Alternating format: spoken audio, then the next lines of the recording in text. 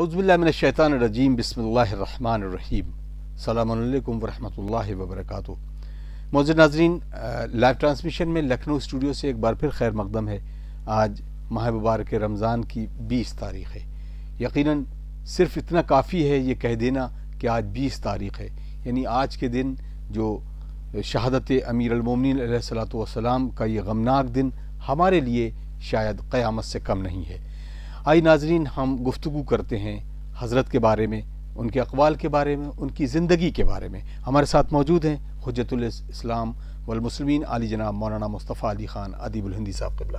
السلام علیکم۔ علیکم السلام ورحمۃ اللہ۔ آغا، جس طریقے سے آج شب ضربت گزری اور آج کی اس غمناک گھڑی میں کس طرح سے دیکھا جائے مولا کائنات علی بن ابی طالب علیہ الصلوۃ والسلام کو، دنیا کا ہر ایک شخص جو بھی عدالت پسند ہے یا عدل کو وہ پسند کرتا ہے، اس نے اس ذات کے بارے میں لکھا ہے اور بہت ساری چیزیں ان کے بارے میں سنی گئی ہیں۔ یہاں تک آنے تک کیا وجہ تھی کہ جو انسانی فریضے کو پہنچانے والے لوگ جو تھے وہ قتل پر آمادہ ہو گئے؟ اعوذ باللہ من الشیطان الرجیم، بسم اللہ الرحمن الرحیم، الحمدللہ رب العالمین وصلی اللہ علی سیدنا محمد وآلہ الطیبین الطاہرین۔ تمام ناظرین کی خدمت میں، صاحب عصر عجل اللہ تعالیٰ فرجہ الشریف کی خدمت میں، ان کے جد امجد امیر المؤمنین علی بن ابی طالب علیہ السلام کی شہادت کی تعزیت پیش کرتے ہیں۔ بہرحال 20 رمضان عظیم وہ تاریخ ہے کہ جب امیر المؤمنین بستر شہادت پر ہیں، وصیتیں کر رہے ہیں، اپنی باتیں کر رہے ہیں، لوگوں کو بہت سی چیزوں کی تلقین کر رہے ہیں، اور حتیٰ بستر شہادت پر بھی آپ نے جو باتیں کہیں وہ عدل اور انصاف کے علاوہ کچھ نہیں تھی۔ جب آپ کے سامنے آپ کے قاتل کو باندھ کر لایا گیا تو آپ نے کہا اس کی مشتیں ڈھیلی کر دو، اس کو جو کھانے مجھے دیتے ہو وہی کھانا اس کو دو، اور اگر میں اس کی ضربت سے بچ گیا تو میں فیصلہ کروں گا، اور اگر میں اس کی ضربت سے جاں بحق ہو گیا تو پھر چونکہ اس نے مجھے ایک ضربت لگائی ہے، تم بھی اس کو صرف ایک ضربت لگاؤ گے، اور اس کو مسلح نہیں کرو گے، اس کے نام پر امیر المومنین قتل ہو گئے کے نام پر تم فتنہ و فساد برپا نہیں کرو گے۔ اور امیر المومنین کی اس وصیت میں ایک جملہ بہت اہم ہے، اور وہ جملہ یہ ہے کہ یہ وصیت ہے علی بن ابی طالب کی، بنی ہاشم سے، بنی عبد المطلب سے، اور تمام ان لوگوں سے جن تک میری یہ بات پہنچے۔ اس کا مطلب یہ کہ یہ وصیت صرف اور صرف امام حسن سے یا امام حسین سے یا اپنی اولاد سے یا اپنے قبیلے سے نہیں، بلکہ تمام وہ انسان جو امیر المومنین کے کلام کو سن رہے ہیں یا آئندہ نسل جو سنے گی اس تک یہ وصیت ہے، اور اس میں پوری وصیت جو امیر المومنین کی ہے، اس کے علاوہ وہ پوری وصیت عدل اور انصاف پر مبنی وصیت ہے۔ کچھ ایسی نصیحتیں ہیں جو آپ کو امیر المومنین نے ارشاد فرمائی ہے کہ اس کو اگر کوئی انسان واقعاً عملی کر لے تو دنیا اور آخرت میں سعادت اور کامیابی اسے حاصل ہوگی۔ اب وہ شخصیت جس کے پاس جس نے ایسی زندگی گزاری ہو، جس نے ایسی سادی زندگی گزاری ہو، جو چاہتا تو عیش و عشرت میں زندگی گزار سکتا تھا، جو چاہتا تو اپنی طاقت کے بل کے اوپر دنیا کی بڑی بڑی حکومتوں کو شکست دے کر ایک اور عظیم حکومت میں، حالانکہ بہت عظیم حکومت آپ کے پاس تھی لیکن اس سے بڑی حکومت بھی وہ حاصل کر سکتے تھے، اور ان مخالفتوں کو بہت آسانی سے کچل سکتے تھے اگر وہ حق اور باطل کی تمیز کو چھوڑ دیتے۔ حق حاصل کرنے کے لیے باطل کا سہارا نہیں لیا جا سکتا، یہ بہت اہم چیز ہے۔ امیر المومنین کو پاس ہزاروں ایسے وجوہات تھے جہاں پر وہ اپنے حق کو لینے کے لیے کوئی نہ کوئی اقدام کر سکتے تھے، لیکن وہ اقدام چونکہ حق کے منافی تھا لہٰذا آپ نے انجام نہیں دیا۔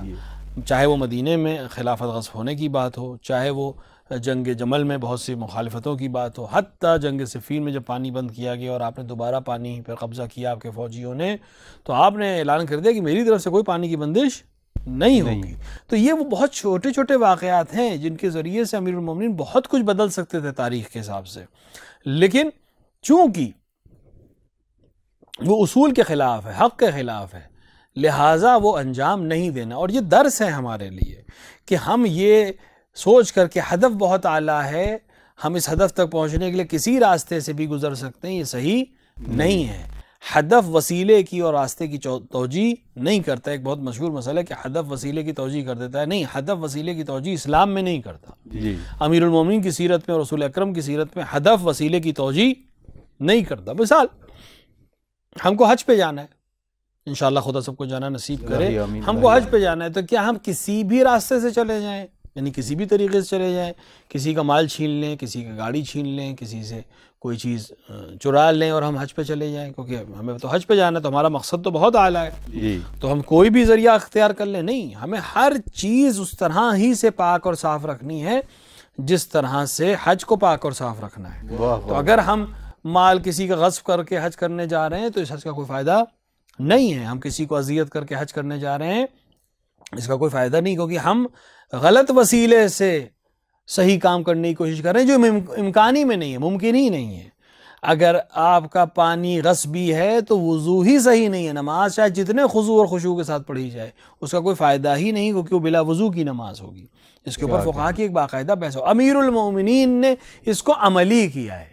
ہم احکام اسلامی کے آج اس پروگرام میں امیر المومنین کو کی زندگی کے سلسلے میں اس لیے بھی بحث کریں کہ احکامات اسلامیہ کو اگر کسی نے عملی کر کے دکھایا کہ احکام عملی ہیں اور عملی زندگی گزار کر ایک کامیاب زندگی گزاری جا سکتی ہے، تو وہ ذات امیر المومنین علیہ الصلوۃ والسلام. بے شک بے شک. تمام، بلکہ بعض احکامات قرآنی ایسے ہیں جو صرف امیر المومنین نے انجام دیے. مثلا وہ آئے نجوہ کہ اگر کسی کو رسول سے چونکہ بہت سے لوگ کی عادت تھی کہ رسول اکرم کے پاس جا کر کان میں بات کرتے تھے، شاید کوئی بات ہو بھی نہ، لیکن صرف لوگوں کو بتانے کے لیے، مثال کے طور پہ کہ ہم بہت ہوتا ہے بہت قریبی ہیں، کوئی بڑی شخصیت بزم میں بیٹھی تو جا کے کان میں کچھ بات کرنا ہے، جا کے بیٹھ جانا تاکہ لوگوں کو لگے کہ ہم بہت نزدیکی ہیں. تو ایک آیت نازل ہوئی کہ جس کو بھی اب رسول سے نجوہ کرنا ہو، نجوہ یعنی خلوت میں بات کرنی ہو، تو وہ صدقہ دے گا. اب ظاہر سی بات ہے یہ لوگ امیر رسول اکرم کے پاس اس لیے تو بیٹھتے نہیں تھے کہ صدقہ دینا پڑے یا کوئی شوق رہا ہو. اب جب تک فری تھا رسول اللہ کے پاس بیٹھتے تھے. اب جب ادھر سے حکم آ گیا کہ صدقہ دینا پڑے گا تو امیر المومنین نے فوراً آپ کے پاس کچھ پیسے تھے ان کو توڑوا لیا. مثلا دینار تھا اس کو درہم میں تبدیل کر لیا، یعنی سونے کے سکے کو چاندی کے سکوں میں تبدیل کر لیا، اور 10 مرتبہ آپ نے جا کے رسول اکرم سے نجوہ کیا، ہر بار 1 درہم صدقہ دے کر، تاکہ اس آیت پر عمل ہو جائے. اس کے بعد یہ آیت ہٹا لی گئی، یہ نجوے کی یہ جو حکم تھا صدقے کا یہ ہٹا لیا گیا. تو واحد ذات جس نے اس آیت پر عمل کیا وہ صرف امیر المومنین علیہ الصلوۃ والسلام کی ذات ہے، جس نے دکھایا کہ میں صدقہ دینا بھی پسند کرتا ہوں اور رسول سے نجوہ بھی کرنا پسند کرتا ہوں. اور یہی حال رسول اکرم کا تھا. رسول اکرم امیر المومنین علیہ الصلوۃ والسلام سے بات کرنا پسند کرتے تھے، خلوت میں اور جلوت میں ہر بات تقریباً امیر المومنین سے وہ کرتے تھے. تو یہ ذات امیر المومنین کی جب اتنی اعلیٰ ترین ذات ہے تو پھر لوگ قتل پہ آمادہ کیوں ہو گئے؟ اس کی سیدھی وجہ یہ ہے کہ جب تک کوئی ذات صرف اپنے آپ تک منسلک رہتی ہے، اپنے آپ تک رہتی، محدود رہتی ہے، اپنے گھر والوں تک محدود رہتی ہے، کسی کو اس سے پریشانی نہیں ہے. لیکن جیسے ہی وہ سماج میں آتی ہے اور اپنے اصول کو سماج پر مرتب کرنا چاہتی ہے اور چاہتی ہے کہ سماج بھی ان اصولوں پر چلے اور صحیح باتیں کرے اور حق کی بات کرے اور باطل کو شکست دینے کی بات کرے، وہاں پھر وہ جتنی باطل طاقتیں ہیں وہ اکٹھا ہو جاتی ہیں. اور امیر المومنین کو روکنے کا کوئی اور طریقہ تھا ہی نہیں سوائے اس کے کہ ان کو قتل کر دیا جائے. اور قتل کرنے کا بھی سوائے اس کے کوئی طریقہ نہیں تھا کہ آپ کو نماز کی حالت میں قتل کیا جائے، کیونکہ میدان جنگ میں علی کو ہرانے والا پیدا نہیں ہوا تھا. وہ بہت کوششیں کر چکے تھے اور بہت دفعہ کوشش کر چکے تھے. کوئی ایسا پہلوان، کوئی ایسا جنگجو ان کے پاس نہیں تھا جو علی سے میدان جنگ میں جیت سکے.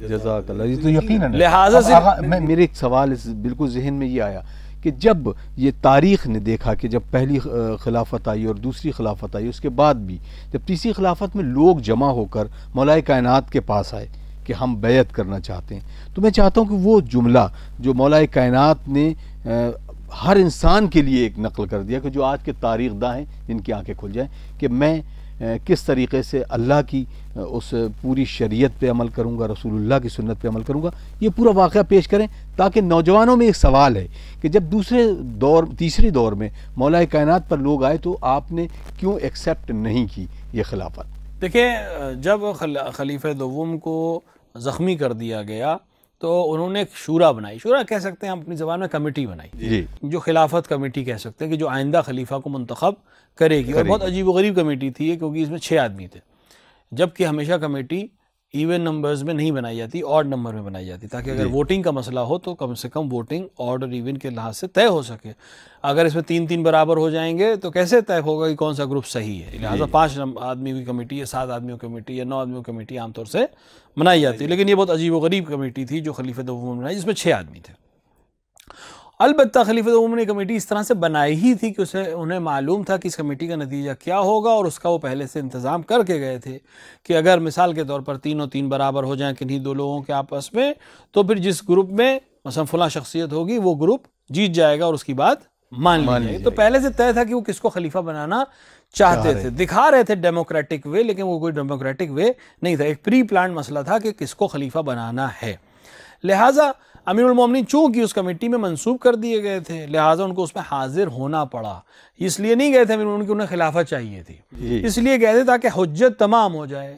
اور جب وہ پوری بحث ہوئی تو امیر المومنین وہاں خطبہ ارشاد فرمایا ہے، جس کا وقت نہیں ہے، لیکن لوگ جو شوقین حضرات ہوں اور ذوق رکھتے ہیں وہ جا کے اس خطبے کو پڑھیں، جس میں امیر المومنین نے اقرار لیا ہے اپنی فضیلتوں کا کہ تم میں سے کون ہے جس نے یہ کام کیا ہو؟ میں ہوں۔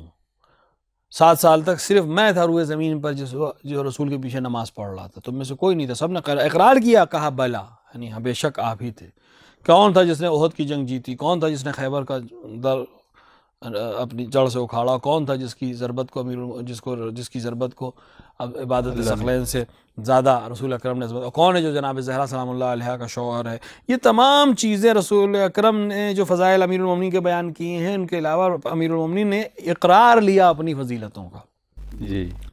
ان سب باتوں کے بعد عبد الرحمن بن عوف نے امیر المومنین علی بن ابی طالب علیہ السلام کی طرف ہاتھ بڑھا کے کہا کہ یا علی اپنا ہاتھ دیجئے، میں آپ کے ہاتھوں پر بیعت کرتا ہوں 3 شرطوں پہ کہ آپ کتاب خدا، سنت رسول اور سنت شیخین پر عمل کریں گے۔ کیا کہنے؟ امیر المومنین علیہ السلام نے کہا کہ کتاب خدا اور سنت رسول بالکل صحیح ہے، لیکن سیرت شیخین کوئی چیز نہیں ہے۔ میں اپنی سیرت پہ عمل کروں گا، میں سیرت شیخین کو حجت نہیں مانتا احکام اسلامی کے اوپر قائم ہونے کے لیے۔ یہ خود جواب ہے ان لوگوں کے لیے جو سیرت شیخین کو اسلامی احکام بناتے ہیں۔ یہ جو باطل چیزیں اور بہت سی بدعتیں رائج ہوئی ہیں، ان کو امیر المومنین نے پہلے ہی دن کہہ دیا، انکار کر دیا کہ میں کسی بدعت کو شامل نہیں کروں گا، سیرت رسول کے بعد کسی کی سیرت کی ضرورت ہی نہیں ہے، قرآن اور سیرت رسول پر میں عمل کرنے کا وعدہ کرتا ہوں، لیکن سیرت شیخین پر میں کوئی عمل نہیں کر سکتا۔ میں خود مجتہد ہوں، میں خود اپنی سیرت پر عمل کروں گا، رسول کی سیرت کافی ہے۔ پھر وہی بات خلیفہ سوم سے کہی گئی اور انہوں نے ایکسیپٹ کیا۔ وہ الگ بحث ہے کہ انہوں نے کسی وعدے پر عمل نہیں کیا، لیکن بہرحال خلافت حاصل کر لی۔ ہاں، یہاں پر اپنے جوانوں کو ایک بات میں کہوں گا، جو کہ ہمارے جوان اس پروگرام کو جب دیکھیں، بہت ممکن ہے کسی کے ذہن میں آ جائے کہ کر لیتے وعدہ پھر جیسے چاہے کرتے۔ حکومت جب آپ کے جیسے انہوں نے کیا، وعدہ کر لیا، کوئی عمل نہیں کیا، اور حضرت علی اگر وعدہ کر کے عمل نہیں بھی کرتے تو کون سا ناحق پہ عمل نہیں کرتے، کیونکہ اصل تو حضرت رسول اللہ کی سیرت ہے اور اصل تو اللہ کا حکم ہے، ان کی سیرت پہ نہیں بھی کرتے عمل تو کیا حرج پڑ جاتا۔ لیکن یہی بتانا اہم ہے، امیر المومنین علیہ السلام اس ذات کا نام ہے کہ اگر وعدہ کر لیا تو پھر وعدہ خلافی نہیں کر سکتے، ولو وعدہ غلط چیز کا ہو۔ معلوم ہے کہ مثال کے طور کے اوپر میں اسی لیے غلط وعدہ ہی کیوں کروں جس پہ میں عمل نہیں کروں گا؟ جب یہ چیز غلط ہے تو اس پہ عمل کا وعدہ کرنا اس کی تشریح ہو جائے گی کہ یہ صحیح ہے، میں اس کو مشروعیت نہیں دے سکتا۔ میں عمل نہیں کروں گا، جب مجھے معلوم ہے کہ میں عمل نہیں کروں گا تو میں وعدہ کیوں کروں؟ اسی طرح ہم سب کے لیے کہ جب مجھے معلوم ہے کہ میں یہ کام نہیں کر سکتا تو وعدہ نہ کریں، جب مجھے معلوم ہے کہ یہ کام نہیں کر سکتا تو نہ کہیں۔ کیا کہنے، واہ واہ واہ۔ چاہے وہ چیز مثال کے طور پہ غلط وعدہ کر لیں، غلط چیز کا وعدہ کر لیں اور بعد میں کہیں بھائی وہ تو غلط چیز تھی، میں نے وعدہ اس لیے کر لیا تھا کہ میرا کام نکل جائے۔ نہ، یہ وعدہ نہ کریں۔ امیر المومنین بھی یہ وعدہ کر کے حکومت حاصل کر سکتے تھے، اور بہت سی پریشانیاں جو بعد میں آپ کو ہوئی شاید نہ ہوتی، کیونکہ یہ 11 سال کی جو حکومت ہے خلافت سوم کی، اس میں بہت سی چیزیں اور مضبوط ہو گئیں جو بعد میں امیر المومنین کے لیے مشکلات کا سبب بنی، چاہے شام کے حالات وغیرہ۔ لیکن نہیں، میں غلط طریقے سے حق کو حاصل نہیں کروں گا، کیونکہ اگر غلط طریقے سے میں حق کو حاصل کروں تو مجھے لگ رہا ہے میں نے حق کو حاصل کیا، وہ حق ہے ہی نہیں۔ میں باطل پر جب ایک بار چلا گیا تو پھر حق کی طرف آنا بہت ہی مشکل ہے۔ لہٰذا امیر المومنین نے اس خلافت کو قبول نہیں کیا. اور اگر لوگوں یہ خلافت امیر المومنین کا قبول کا نتیجہ امیر المومنین کا کوئی نقصان نہیں ہے, نقصان امت کا ہے جو آج تک ہو رہا ہے. یقیناً آج جن حالات میں مسلمان ہیں اس کی سب سے بڑی وجہ یہ ہے کہ خلافت کو اس کے اصلی مدار سے ہٹایا گیا اور لوگوں نے نااہل کو ترجیح دی اہل کے اوپر, جس کے نتیجے میں آج تمام دنیا میں مسائل ہمارے سامنے ہیں. امیر المومنین علیہ الصلوۃ والسلام جیسا عادل حکمراں نہ دنیا نے دیکھا ہے نہ دیکھے گی. صرف ان کے فرزند جب آ کر حکومت کریں گے تبھی وہ عدل اور انصاف کی حکومت کو دیکھ سکیں گے. یا امیر المومنین سے پہلے رسول اکرم یا بعض انبیاء کو جن کو حکومت حاصل ہوئی ہے ان کے علاوہ کہیں آپ کو اس کا نمونہ نہیں ملے گا. جزاک اللہ.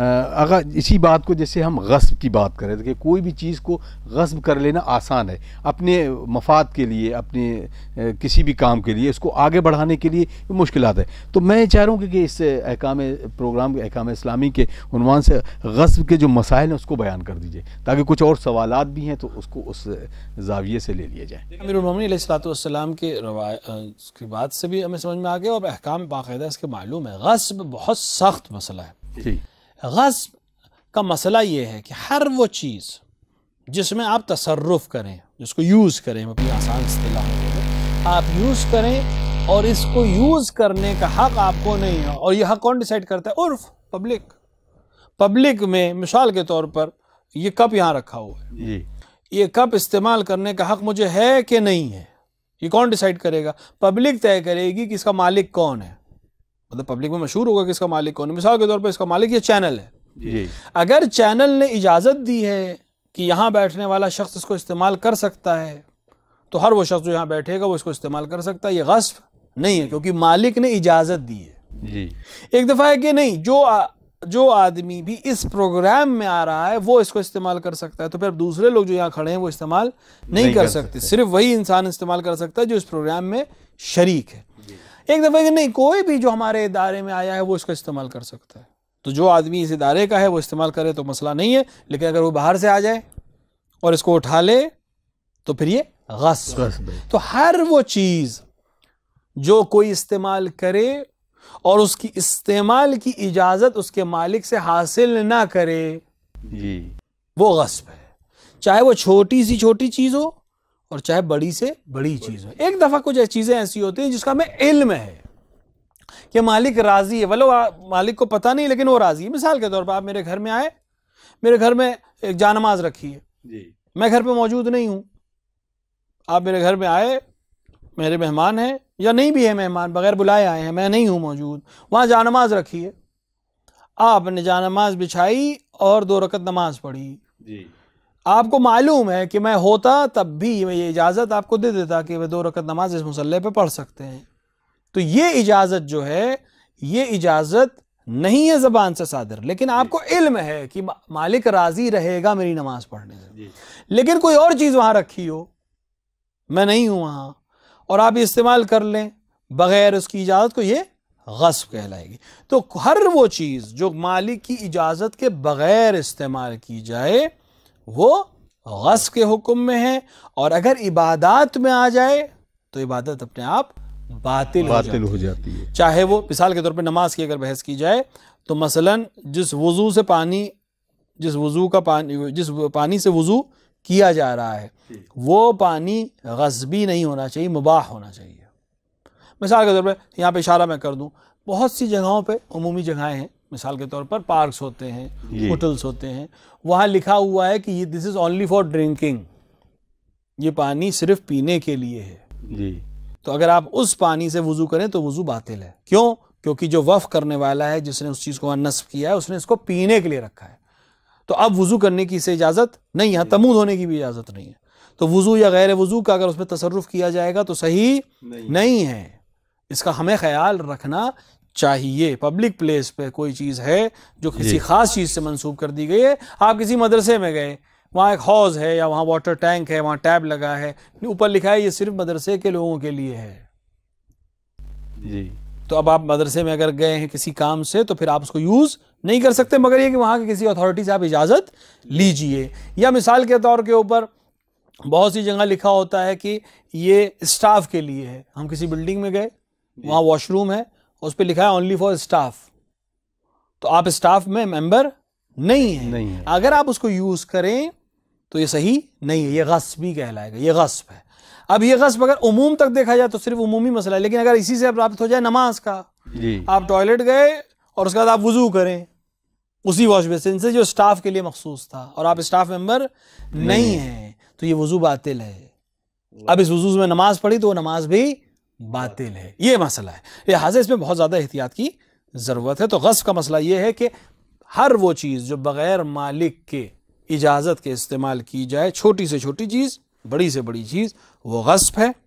مالک کی اجازت کے بغیر اگر وہ کام عبادت سے تعلق رکھنے والا ہو تو وہ عبادت بھی اپنے آپ باطل ہو جائے گی. حتی علماء یہاں تک قائل ہیں کہ جس زمین پہ آپ کھڑے ہیں وہ مباح ہے, یعنی آپ کی ملکیت ہے, جس کی ملکیت ہے اس کی اجازت ہے. جو پانی آپ کے پاس ہے یا پانی جو سٹوریج آپ کے پاس ہے یا نل کی سپلائی ہے وہ بھی مباح ہے. لیکن وضو کا پانی جس زمین پر گرنے والا ہے, یہاں بہہ کے جائے گا, وہ غصبی ہے. تو بعض علماء نے اشکال کیا کہ یہ وضو باطل ہے کیونکہ پانی جہاں جا رہا ہے وہ جگہ غصبی. اس حد تک علماء نے احتیاط کی ہے. اب اگر کوئی آدمی پوری زمین غصبی کرے, یعنی ایک مکان غصبی ہے اور پوری عمر اس نے اس میں گزاری ہے, نہ اس کی نماز صحیح, نہ اس کا وضو صحیح, نہ اس کا غسل صحیح, نہ تو اب جب غسل صحیح نہیں تو باقی تمام احکامات اپنے آپ, روزہ اور ہر چیز باطل ہوتی چلی جائے گی. لہٰذا ہر وہ انسان جو کسی کی پراپرٹی کو یوز کر رہا ہے اس سے اجازت حاصل کرے تاکہ اس کی عبادت صحیح ہو سکے, اور ہر وہ چیز جو اس کے تصرف میں ہے اس کے مالک سے اس کی اجازت اگر نہیں لیتا ہے تو پھر اس کی تمام عبادتیں باطل ہو جائیں گی, اور جب عبادت باطل ہو جائے گی تو باقی تمام چیزیں اپنے آپ ختم ہو جائیں گی. کیا کہنا. اب اسی سے بالکل ربط میں بہت سارے سوال جو ایک کے بعد ایک ہیں. ایک صاحب نے سوال کیا, السلام علیکم آقا یہ بتائیں کہ ہم جس گھر میں رہتے ہیں اس میں جو لائٹ ہے وہ میں اس کا کرایہ دیتا ہوں, لیکن وہ لائٹ کا کنیکشن جو ہے وہ لیگل طور پر نہیں ہے, وہ کہیں سے چوری کر کے لائٹ جلائی جاتی ہے. تو کیا ایسے گھر میں عبادت کرنا کیسا ہوگا, اس کے بارے میں رہنمائی فرمائیں. دیکھیے, جہاں تک لائٹ کا کنیکشن, ہر وہ چیز جس کا استعمال آپ کر رہے ہیں اور اس کو غصبی نہیں ہونا چاہیے. اگر عموم میں, عرف میں نے عرض کیا کہ غصب کا حکم ہمیں معلوم ہے, اب عرف میں دیکھنا پڑے گا کہ عرف میں یہ چیز غصبی کہلاتی ہے یا نہیں, یہ تصرف چوری ہے یا نہیں ہے. اگر یہ چوری ہے تو چوری کی استعمال کی لائٹ سے پھر آپ اگر اس کے بیچ میں کوئی چیز استعمال کر رہے ہیں تو صحیح نہیں. البتہ چونکہ نماز میں لائٹ کا کوئی دخل نہیں ہے, کیونکہ وہ روشنی سے آپ کا کوئی دخل نہیں. ہاں, لیکن اگر مثال کے طور پر وہ پانی جو اس سے استعمال ہو رہا ہے وہ اسی لائٹ کے ذریعے سے موٹر سے کھینچا جا رہا ہے تو یہ غصب میں آئے گا حکم میں یا نہیں آئے گا, یہ عرف کو طے کرنا پڑے گا. اگر اس عرف میں اس کو چوری مانا جائے تو آپ کا وضو باطل ہے. لہٰذا کم سے کم نماز پڑھنے کے لیے جو پانی آپ استعمال کریں وہ اس چیز سے استعمال نہ کریں, یا پھر یہ کنیکشن کم سے کم اس حد تک لیگلائز کریں کہ آپ اپنی عبادتیں اس کے ذریعے سے انجام دے سکیں. اگر بہت جلدی سے سوال جی کہ امام زمانہ علیہ الصلوۃ والسلام کے سلسلے میں اہل سنت کے ہاں کیا کچھ روایت موجود ہے؟